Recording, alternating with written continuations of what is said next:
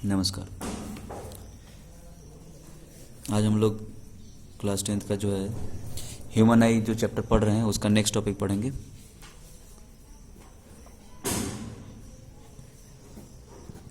Refraction through prism.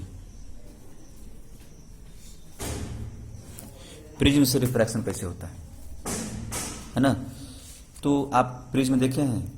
Prism कैसा होता है? प्रिज्म जो है उसमें दो साइड में ट्रायंगुलर सरफेस होते हैं, ठीक है।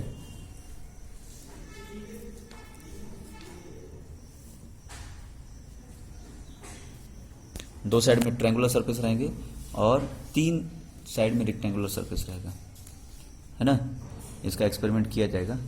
एक्सपेरिमेंट है, आप लोगों को 10th क्लास में पढ़ना है। तो दो साइड में ट्रायंगुलर सरफेस रहता है और तीन साइड में क्या रहता है? रेक्टेंगुलर सरफेस, समझे। तो इससे रिफ्रैक्शन होगा। तो कैसे होगा रिफ्रैक्शन?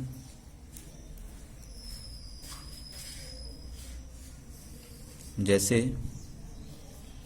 हमारे पास इसका दो सरफेस ले लिए, एक ये और एक ये भी रेक्टेंगुलर सरफेस और ये भी रेक्टेंगुलर सरफेस है। यहां से लाइट रे आता है इसमें, ठीक आता है। लाइट रे आया तो यहां पर जो है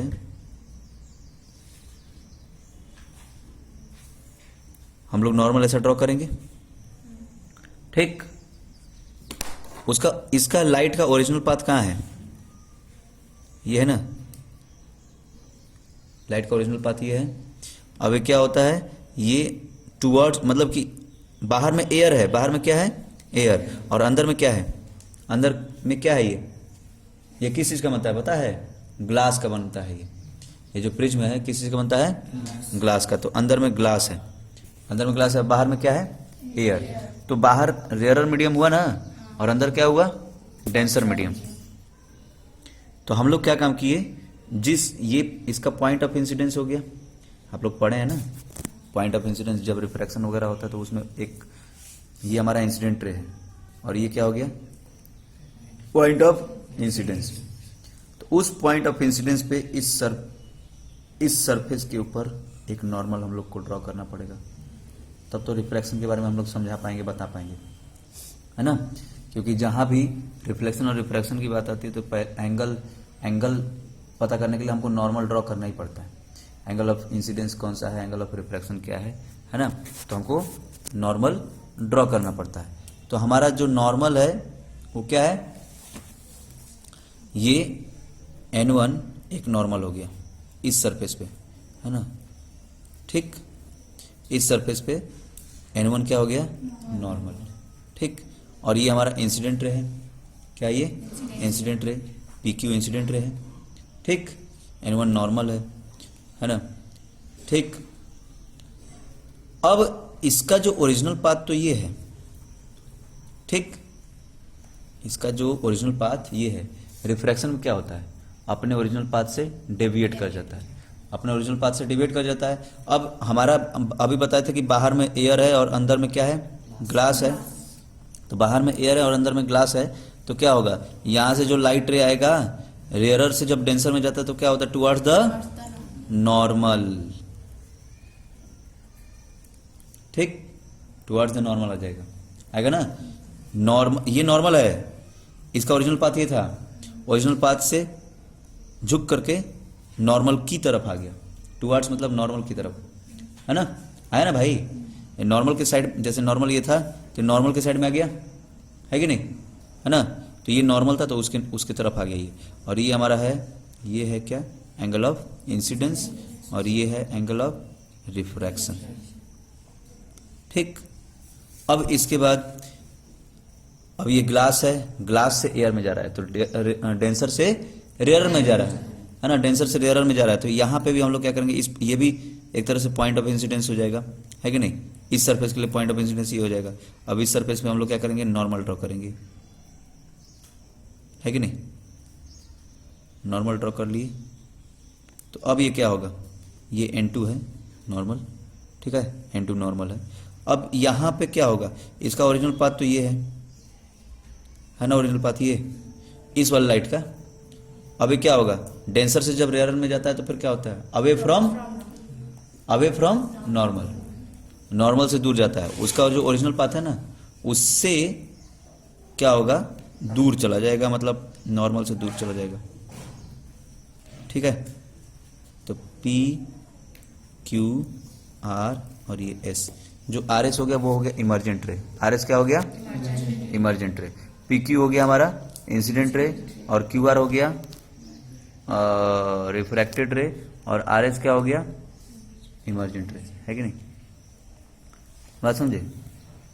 और ये हो गया हमारा एंगल ऑफ इंसिडेंस I, ये R1, और ये हम लोग R2 लेते हैं, और ये हो जाएगा angle of emergent E, angle of emergent, है ना। तो बात समझ में आ गया, तो यही है, और इसको हम लोग बोलते हैं एंगल ऑफ प्रिज्म A। अच्छा, अब देखिए इंसिडेंट रे का ओरिजिनल पाथ ये था, है ना, और इमर्जेंट रे का इमर्जेंट रे का जो पाथ है, इसको अगर हम लोग पीछे ले जाएंगे तो ये होगा ना, ये इमर्जेंट रे था, ये इमर्जेंट रे था RS, इसको हम लोग पीछे ले गए बैक, तो बैक ले गए तो ये हो गया। इसके इंसिडेंट रे और इमर्जेंट रे के बीच में जो एंगल बन रहा है उसको बोलते हैं डेल्टा, क्या बोलते हैं उसको, है ना, उसको बोलते हैं डेल्टा, यानी कि angle of deviation, angle of deviation. आप लोग एक उसमें लेटरल डिस्प्लेसमेंट पढ़े थे पिछले चैप्टर में, लेटरल डिस्प्लेसमेंट पढ़े थे ना, यहाँ पर लेटरल डिस्प्लेसमेंट की जगह पे वहाँ यहाँ क्या होता है, एंगल ऑफ डेविएशन होता है, यहाँ डेविएशन होता है, ठीक है। तो ये है एंगल ऑफ डेविएशन, ठीक है। तो हमारा PQ हो गया इंसिडेंट रे, ठीक है, QR हो गया रिफ्रैक्टेड रे, और हमारा RS क्या हो गया, इमर्जेंट रे,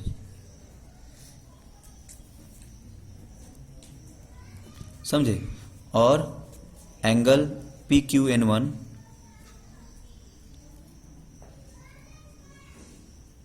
N1, कैपिटल N लिख देते हैं इसको, तो PQN1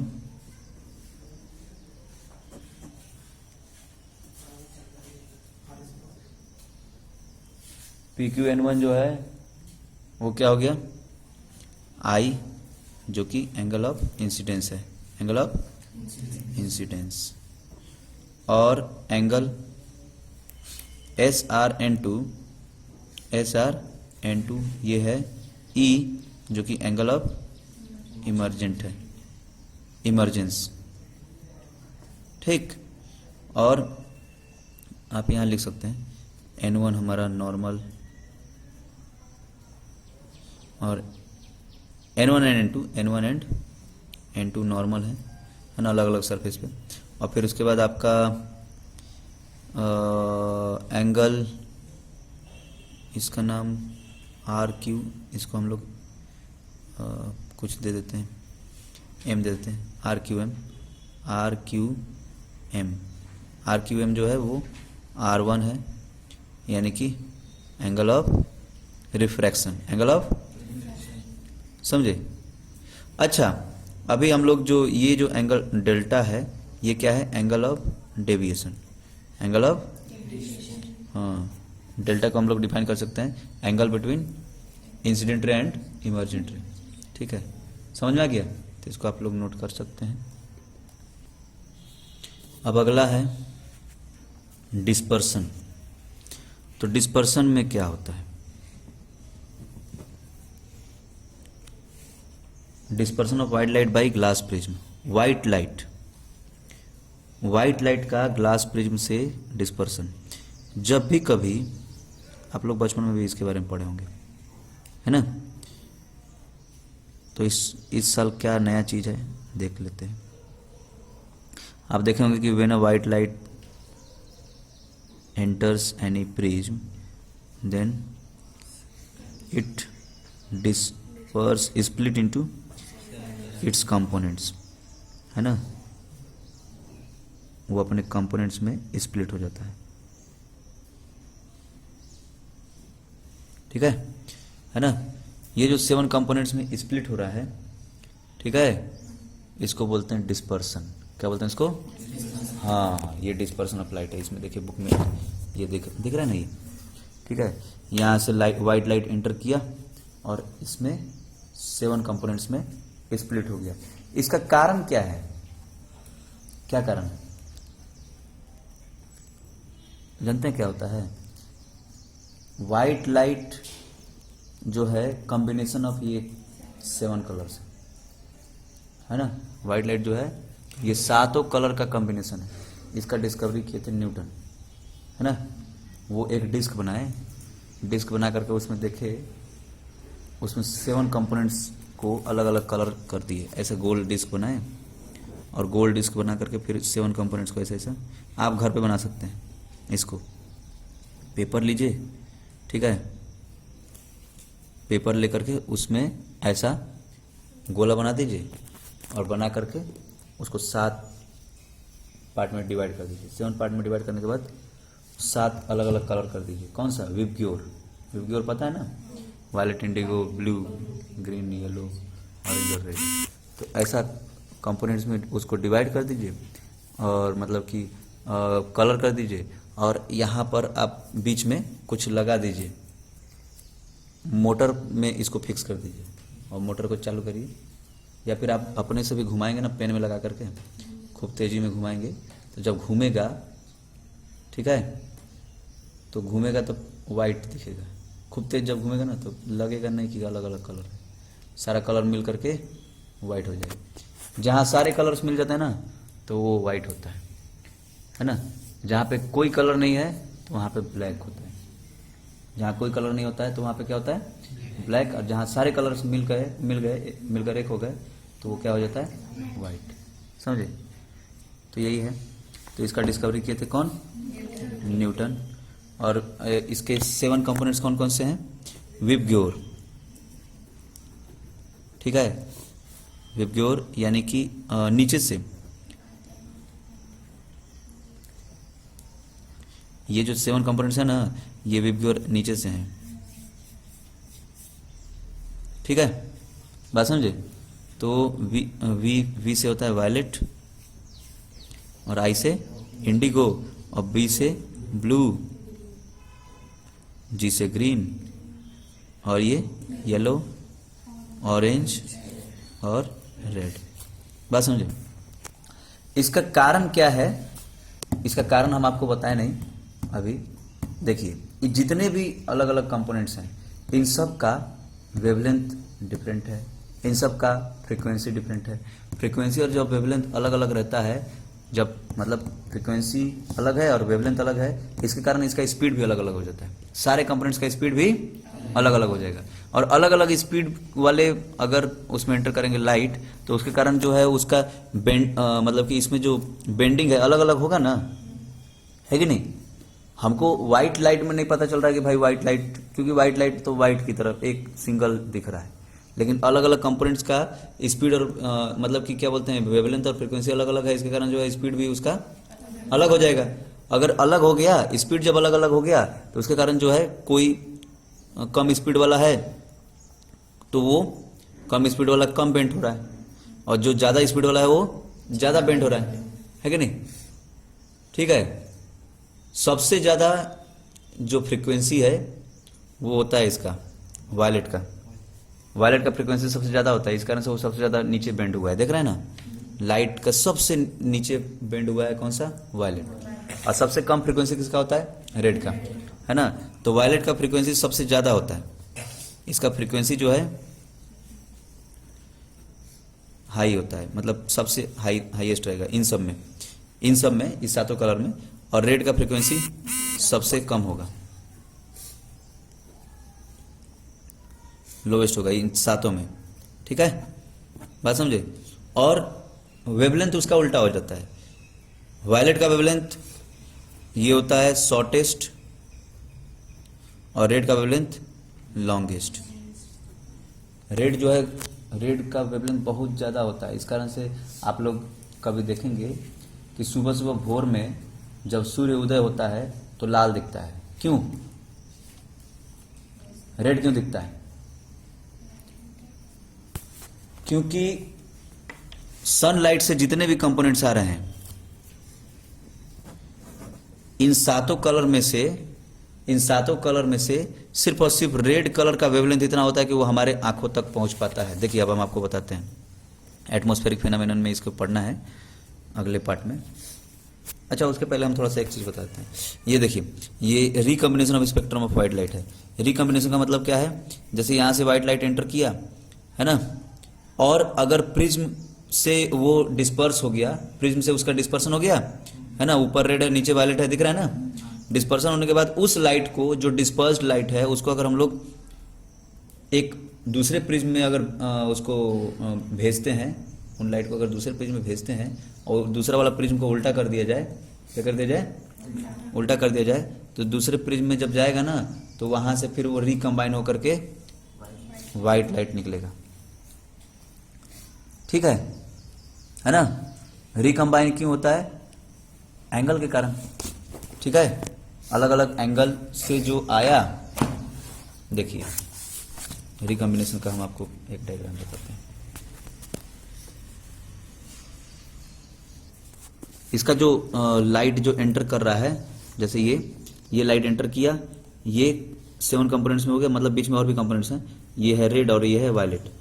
इस बाहर आया, बाहर के बाद जब इसमें रिफ्लेक्शन होगा तो ये इस साइड बेंड करेगा और ये भी, ये जो है ये इस साइड बेंड कर जाएगा। ठीक, इस साइड बेंड किया और ये इस साइड बेंड किया, दोनों मिल करके फिर जो है, दोनों नहीं मतलब कि बीच के सारे मिल एक जगह पे इकट्ठा हो जाएंगे और इकट्ठा होकर के फिर बाहर जो निकलेगा वो क्या निकलेगा? White light. ठीक है, तो इसको हम लोग बोलते हैं रिकॉम्बिनेशन। क्या बोलेंगे इसको? दोबारा कंबाइन होकर के व्हाइट लाइट बना दिया। समझे? यही है। अब इसके बाद आप रेनबो देखे होंगे, रेनबो देखे हैं? रेनबो क्यों होता है? इसी डिस्पर्सन ऑफ लाइट के कारण होता है। ठीक, रेनबो जो होता है वो डिस्पर्सन ऑफ लाइट का ही एक फिनोमेनन है ना। जब भी सनलाइट आया, आकर के एंटर किया, एंटर करके जब एंटर किया कोई रेन ड्रॉप में जब एंटर किया तो उसका डिस्पर्सन हो गया। रेन ड्रॉप एक तरह से प्रिज्म की तरह एक्शन करने लग जाता है और डिस्पर्सन हुआ, और डिस्पर्सन के साथ साथ टोटली इंटरनली रिफ्लेक्ट कर गया। उसका जो वो क्या होता है, उसमें जब इंसिडेंट होता है वो क्रिटिकल एंगल पे इंसिडेंट होता है। कितने एंगल पे? क्रिटिकल एंगल के बारे में हम आपको बताते हैं थोड़ा सा। क्रिटिकल एंगल क्या होता है? जितने एंगल पर, जैसे मान लीजिए कि कभी भी कोई एक लाइट रे जब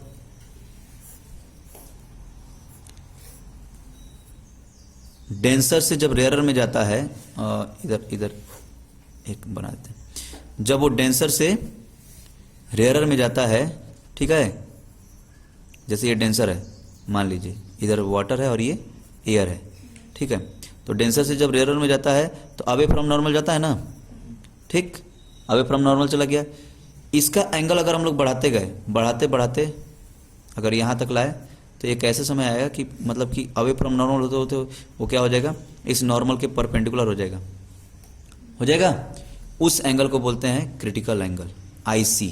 उस एंगल को क्या बोलते हैं? है ना। इसका जब एंगल ऑफ इंसिडेंस को बढ़ाएंगे, ये एंगल ऑफ इंसिडेंस ये है, अभी एंगल ऑफ इंसिडेंस को बढ़ाते बढ़ाते यहाँ तक लाए, मतलब एंगल ऑफ इंसिडेंस को बढ़ाएंगे तो ये एंगल ऑफ रिफ्रैक्शन भी बढ़ेगा ना, क्योंकि sine A by sine R जो है कांस्टेंट होता है। Sine A by sine R क्या होता है? अभी उसको पढ़ना है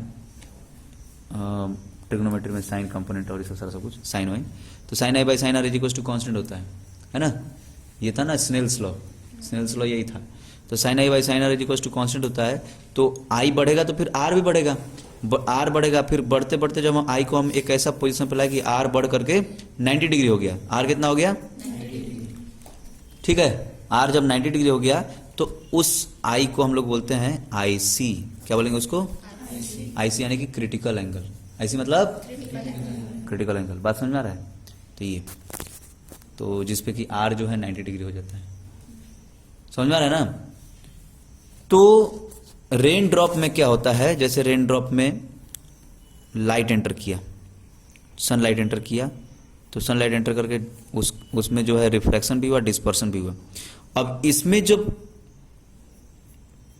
इसमें क्या होता है, जब रिफ्रैक्शन और डिस्पर्शन होने के बाद इसमें से जब बाहर निकलता है ना, तो वो क्या होता है, क्रिटिकल एंगल पे मतलब क्रिटिकल एंगल पे यहाँ पे इसके ऊपर इंसिडेंट होता है, जिसके कारण जो है टोटल इंटरनल रिफ्लेक्शन हो जाता है ना। टोटल इंटरनल रिफ्लेक्शन देखिए क्या होता है, जब angle of incidence critical angle से ज़्यादा जब होगा तो क्या होगा, अब एंगल ऑफ रिफ्रैक्शन, अब रिफ्रैक्शन होने की जगह पे वो रिफ्लेक्शन होने लग जाएगा, क्योंकि sine A by sine R तो कांस्टेंट है। तो ये जब और बढ़ेगा तो ये भी तो और बढ़ेगा भाई, ये इधर बढ़ रहा है और ये इधर बढ़ रहा है, तो ये जब और एंगल ऑफ इंसिडेंस और इस साइड बढ़ेगा तो एंगल ऑफ रिफ्रैक्शन और बढ़ते बढ़ते नीचे आ जाएगा। इससे मतलब 90 डिग्री से भी ज़्यादा हो गया एंगल ऑफ रिफ्रैक्शन, 90 डिग्री से भी जब ज़्यादा हो गया तो इसको क्या बोलेंगे, क्या बोलेंगे, टोटली, मतलब ये क्या अंदर ही अंदर ना, मतलब इंटरनली रिफ्लेक्ट कर गया, तो इसको बोलेंगे टोटल इंटरनल रिफ्लेक्शन। रिफ्लेक्शन अंदर ही अंदर ये रिफ्लेक्ट कर गया, यहाँ से ऐसा हो गया। सेम मीडियम में तो रिफ्लेक्शन ही तो होता है, दूसरा मीडियम होता है तब ना फिर रिफ्रैक्शन होता है। तो ऐसा यहाँ पे टोटल इंटरनल रिफ्लेक्शन हो गया। ऐसा ही होता है रेन ड्रॉप में, वहाँ पे क्रिटिकल एंगल से ज़्यादा एंगल रहता है, तो इसलिए वो टोटल इंटरनल रिफ्लेक्ट करके और फिर ये बाहर जब निकलता है तो फिर ये ऐसा रेनबो की तरह दिखता है। सारे कंपोनेंट्स है ना, इसमें सातों कंपोनेंट्स हैं, मतलब हम दो बनाए क्योंकि छोटा सा है ना इसलिए, तो ये सातों कंपोनेंट्स हैं, ठीक है। और रेनबो कब बनता है पता है, जब मान लीजिए कि आप खड़े हैं और आपके पीछे सूरज है, आपके बैक साइड में सूरज है और आपके सामने बारिश हो रहा है, ठीक है, आपके सामने जो है बारिश हो रहा है, फ्रंट में आप यहाँ पर खड़े हैं, इधर बारिश हो रहा है और इधर पे सूरज है, ठीक, इधर बारिश हो रहा है, तो सूरज का रोशनी इसके ऊपर पड़ेगा ना, जब आप इसको देखेंगे, सूरज का रोशनी जब इसके ऊपर पड़ेगा, जब आप इसको देखेंगे तो फिर वहाँ से वही रेनबो निकलेगा। बस समझ में आ रहा है, तो ये वैसा होता है ना, तो यही रेनबो। तो रेनबो हमेशा जो है मतलब हमारे सन के अपोजिट डायरेक्शन में बनता है, सन जहाँ पर है, सनलाइट जिधर से आ रहा है उसके अपोजिट डायरेक्शन में बनता है, ठीक है, यही है। अब एटमॉस्फेरिक रिफ्रैक्शन, अब जो एटमॉस्फेरिक फिनोमेनन है उसमें सबसे पहला है twinkling of star. Twinkling of star आप देखे होंगे, स्टार जो है कभी लगता है कि चमक रहा है इधर पे, कभी यहाँ पे, कभी यहाँ पे, मतलब अलग अलग पोजीशन पे चमक रहा है, ऐसा लगता है ना। ऐसा क्यों होता है, देखिए, जब कभी भी कोई स्टार से लाइट आ रहा है, जैसे ये स्टार है, स्टार भी कोई ऐसा चमकता थोड़ी, स्टार भी जैसे सन है गोल, वैसे ही गोल ही है ना, सन भी एक स्टार है। तो यहाँ से जो लाइट रे आ रहे हैं है ना, तो आते आते अर्थ लाइट रे आते आते जो है एक तरह से उनका तो स्ट्रेंथ भी कम हो जाता है ना, एनर्जी जो है बीच में बहुत सारे मतलब कि उससे टकराते टकराते आता है, तो फिर इसलिए उसका एनर्जी भी कम हो जाता है, और कम एनर्जी वाला जो लाइट रहता है वो आता है जब, तो फिर इसमें भी रिफ्रैक्शन कई लेयर्स से अलग अलग रिफ्रैक्शन होता है ना। रिफ्रैक्शन होते होते जब हमारे आंखों तक पहुंचता है तो ऐसा लगता है कि कभी लाइट रे इधर से आ रहा है तो कभी इधर से आ रहा है, तो कभी लगता है कि इधर से आ रहा है, क्योंकि लाइट तो हमेशा स्ट्रेट ट्रेवल करता है, तो ऐसा लगता है कि अलग अलग पोजीशन से आ रहा है। तो अलग अलग पोजीशन से आ रहा है तो फिर हमको लगता है कि लाइट जो है चमक रहा है, इधर चमका, फिर इधर चमका, फिर इधर चमका, फिर इधर चमका, ऐसे ऐसे अलग अलग पोजीशन पे चमक रहा है। तो यही है, इस कारण से स्टार्स लगता है कि ट्विंकल कर रहे हैं। बात समझ में आया, ये है। फिर उसके बाद है advance sunrise and delayed sunset. Advance sunrise and delayed sunset. अब देखिए, हमारा अर्थ है, ये अर्थ है, अर्थ का हॉरिजॉन, इसको बोलते हैं हॉरिजॉन। हॉरिजॉन मतलब कि हम लोग की आंखें जो है इसके नीचे नहीं देख पाती हैं, ठीक है, इसके नीचे हमारी आंखें इसके नीचे नहीं देख पाएंगी। तो क्या होता है, जब कभी सन हॉरिजॉन से नीचे रहता है, सुनिए समझिए, जब सन जो है हॉरिजॉन से क्या रहता है, नीचे, वहाँ से जो लाइट रे आते हैं तो अर्थ के एटमॉस्फेयर से वो रिफ्रैक्ट होकर के हमारे आंखों तक पहुँच जाते हैं, ठीक है ना, हमारे आंखों तक पहुँच जाते हैं। तो फिर ऐसा लगता है कि ये जो लाइट रे है वो यहाँ से आ रहा है, क्योंकि हमको तो पता है कि लाइट स्ट्रेट ट्रेवल करता है ना। तो हम क्या देखेंगे कि भाई ये लाइट रे इधर से आ रहा है ना। तो सनराइज अभी हुआ ही नहीं, अभी सनराइज होने में अभी 2 मिनट 3 मिनट बाकी है ना, तो भी वो पहले दिख जाता है। ठीक है, क्यों दिखता है? क्योंकि वहाँ पे रिफ्रैक्शन होकर के फिर वो आंखों तक पहुँचता है, तो फिर जब वो पहुँच जाता है तो फिर ऐसा लगता है कि लाइट यहाँ से है। तो इसको बोलते हैं एडवांस सनराइज। क्या बोलते हैं इसको?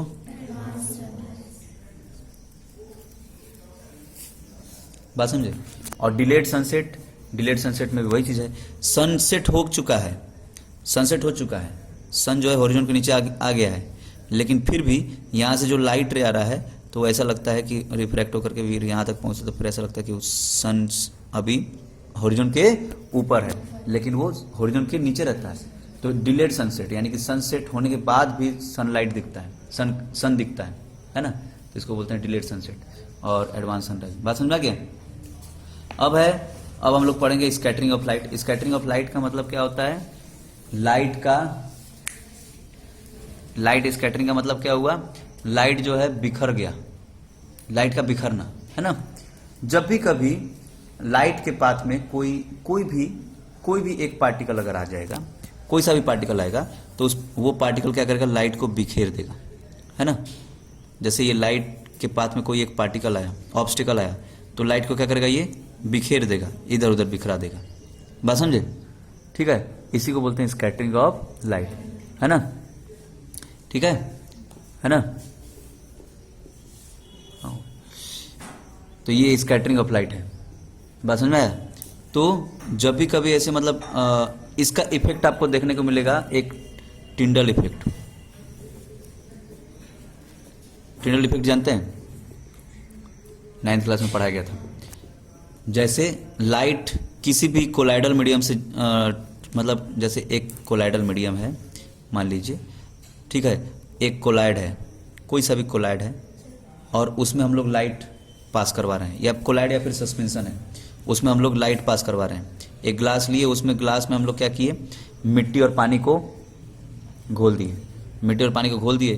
तो यहाँ से जब लाइट इसमें पास करवाएंगे तो लाइट का पाथ इसमें दिखेगा, दिखता है ना।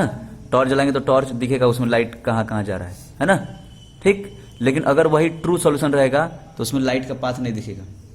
अगर ट्रू सॉल्यूशन रहेगा ना तो उसमें लाइट का पाथ नहीं दिखता है। आप देखे होंगे कि जैसे सूरज की रोशनी उधर से आ रही है और धुआं इधर, मतलब आग जला दें, धुआं हो रहा है, और पेड़ों के बीच में से जो लाइट रे आ रहा है, तो ऐसा वो धुआं को काटते हुए लाइट ऐसा दिखता है कि फिर आ रहा है ना। या फिर ऊपर कहीं आप देखे होंगे वेंटिलेटर जो होता है ऊपर में, जिसमें से लाइट, हाँ, रोशनदान जिसको हम लोग बोलते हैं, यहाँ पे क्या बोलते हैं, वेंटिलेटर जो रहता है ना ऊपर में, तो वहां से जो लाइट रहता है तो क्या होता है? ऐसा लगता है कि वो पूरा ऐसे, क्योंकि हाँ वो मतलब कि पूरा उसका पाथ दिखता है ना। क्यों दिखता है? क्योंकि वहां से जो है जितना लाइट आ रहा है, उसके मतलब कि उस रूम में जितने भी पार्टिकल्स हैं, वो पार्टिकल्स क्या कर रहे हैं? उस लाइट को स्कैटर कर रहे हैं। तो स्कैटरिंग जब करता है तो वो दिखता है ना। तो इसको हम लोग, इस इफेक्ट को बोलते हैं टिंडल इफेक्ट। बात समझे? ये टिंडल इफेक्ट है, और जितना वो साइज पे डिपेंड करता है। अच्छा, why is the colour of the sky clear sky blue? Clear sky का जो कलर होता है ब्लू क्यों होता है? क्योंकि सन से जो लाइट है, वो सनलाइट जब मतलब कि पड़ता है, सनलाइट जब एटमॉस्फेयर में आता है, तो एटमॉस्फेयर क्या करता है, मतलब कि जो वायलेट जो कलर है, ब्लू कलर जो है, वो सबसे ज़्यादा स्कैटरिंग होता है उसका, क्योंकि उसका फ्रीक्वेंसी सबसे ज़्यादा है। तो सबसे ज़्यादा स्कैटरिंग होता है, तो इसी कारण से पूरा का पूरा आसमान में फैल जाता है, मतलब फैल जाता है। तो हमारे आंखों से फिर क्या दिखता है? ब्लू ब्लू दिखता है। बात समझे? है ना। ठीक है। और बाकी मतलब अच्छा, colour of the sun at sunrise and sunset. Sunrise और सनसेट के समय में सन कैसा दिखता है? रेड दिखता है। क्यों दिखता है? इसके बारे में हम बता रहे थे, फिर हम छोड़ दिए। तो अभी इसका पढ़ना है। क्यों दिखता है? क्योंकि जो सन से जो रेज आ रहे हैं, उस सनलाइट जो आ रहा है, उसके सारे कंपोनेंट्स पहले ही बिखर जाते हैं, यहां तक नहीं पहुंच पाते। क्योंकि सनराइज और सनसेट जब होता है तो सन को सबसे ज्यादा डिस्टेंस कवर करना पड़ता है। देखिए, जब सनराइज है तो सन हॉरिजॉन के पास रहता है ना, तो वहाँ से सबसे ज़्यादा डिस्टेंस कवर करना पड़ता है। और सन जब मतलब कि ओवर और बाकी समय में मतलब कि सन का डिस्टेंस थोड़ा सनलाइट को जो है कम डिस्टेंस ट्रेवल करना पड़ता है। तो ज़्यादा डिस्टेंस ट्रेवल करना है, इसलिए फिर क्या है, सारे के सारे जो कंपोनेंट्स है दूसरे कंपोनेंट्स वो सारे के सारे बिखर गए और बचा क्या, सिर्फ रेड कंपोनेंट, क्योंकि रेड का सबसे ज़्यादा वेवलेंथ है ना। इसीलिए आप देखे होंगे कि जो डेंजर का साइन है वो लाल से बनाया रखता है ना। डेंजर का जो साइन है वो लाल से बनाए रखता है, क्यों, इसी कारण से। दूर से भी वो लाल कलर दिख जाता है ना। बाकी कलर भले जो है धुंधला हो जाएगा और नहीं दिखेगा, लेकिन जो रेड कलर है वो दूर से भी दिख जाएगा। आप देखेंगे कि ट्रेन वगैरह में स्टॉप का जो सिग्नल होता है, स्टॉप सिग्नल वो रेड का ही होता है ना, है कि नहीं। तो रेड का रहता है, तो वो रेड सिग्नल दूर से ही पता चल जाता है। मतलब कि अगर जैसे कोहरा वगैरह है ना, ट्रेन चल रही है, मतलब फॉग है, एक विंटर के सीजन में फॉग बहुत होता है ना, तो उस समय रेड कलर दूर से भी दिख जाता है, लेकिन बाकी ग्रीन और ये जो दूसरे कलर होते हैं वो नहीं दिख पाते उतना, है ना।